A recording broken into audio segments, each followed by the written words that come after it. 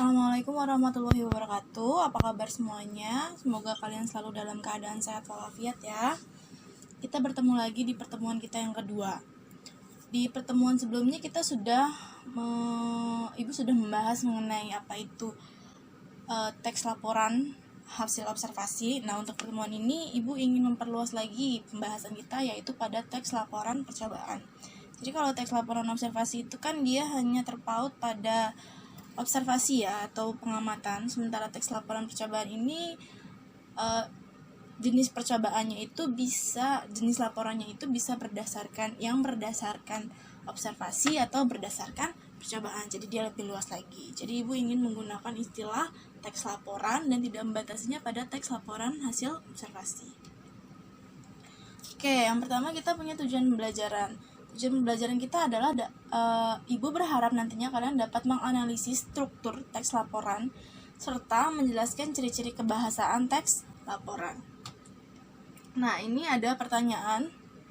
Seperti biasa, silakan jawab di buku tulis. Nah, nantinya ini akan dijadikan sebagai nilai rangkuman. Kita masuk ke materi kita, yaitu struktur teks laporan. Kita ubah dulu ya nak, struktur teks laporan, tidak perlu percobaan. Ini juga. Oke. Untuk struktur teks laporan kita punya dua, yaitu klasifikasi umum atau pernyataan umum dan uraian. Jadinya nanti struktur teks laporan itu uraiannya akan lebih panjang dari klasifikasi atau pernyataan umumnya. Nah, pernyataan umum itu berisi apa sih pada teks laporan? Pernyataan umum ini berisi penulis menentukan klasifikasi aspek dari suatu objek seperti hewan, alam, tumbuhan, dan lain-lain yang dibahas secara umum. Jadi kita bisa mengatakan bahwa pernyataan umum ini berisi gambaran secara umum dari objek yang kita teliti. Sementara uraian, pada bagian ini penulis menggambarkan sesuatu yang dibahas secara rinci, bagian per bagian, kebiasaan atau kebutuhan hidup, dan penggunaan bahan dan alat atau perilaku alamiah dan hal khusus.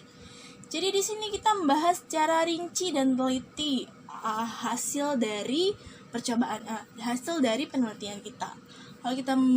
Kalau itu adalah pengamatan, kita membahas secara rinci, misalnya kita amati tumbuhan, bagian-bagian dari tumbuhan tersebut, ciri-ciri tumbuhan tersebut, manfaat tumbuhan tersebut.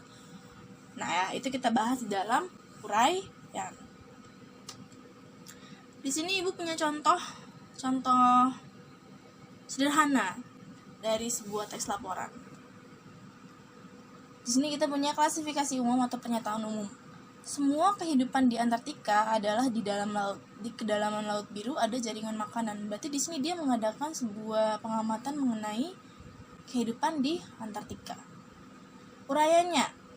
Uraiannya berisi jenis-jenis kehidupan yang ada di Antartika itu.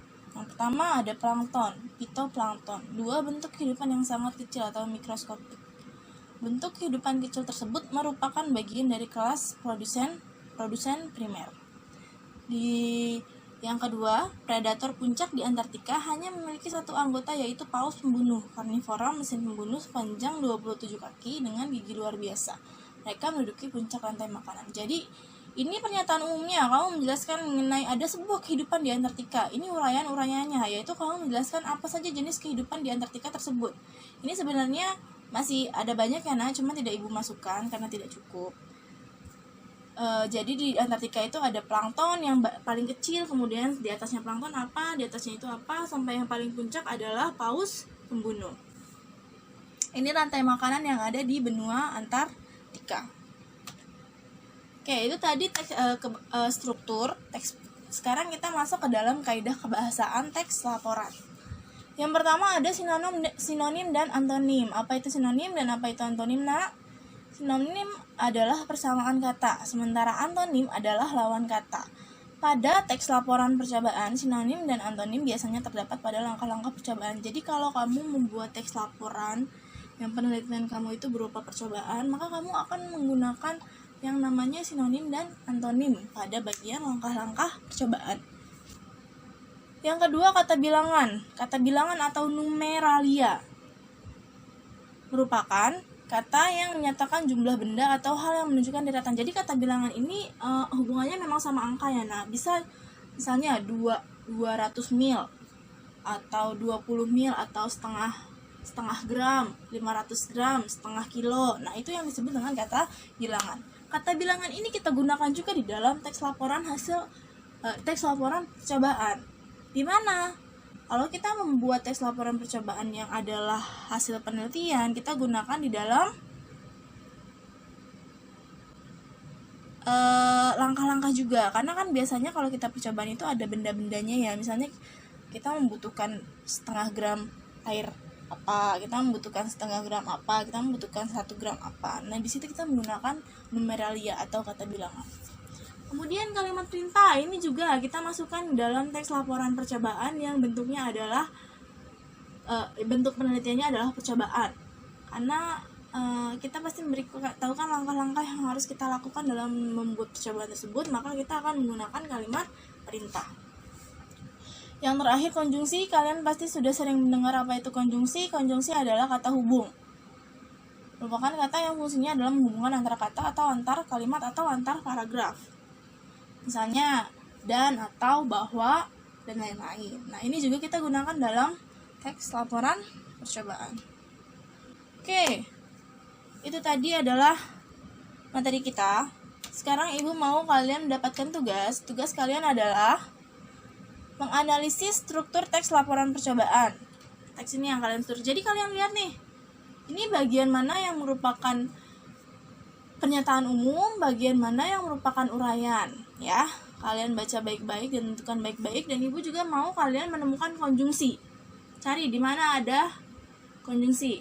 Seperti biasa, ininya tidak usah ditulis ulang, langsung saja ke jawabannya. Misalnya pernyataan umum titik-titik tulis, uraian tulis, terus konjungsinya kalian tulis konjungsi titik 2 apa aja, tulis 1, 2, 3, 4 sampai selesai.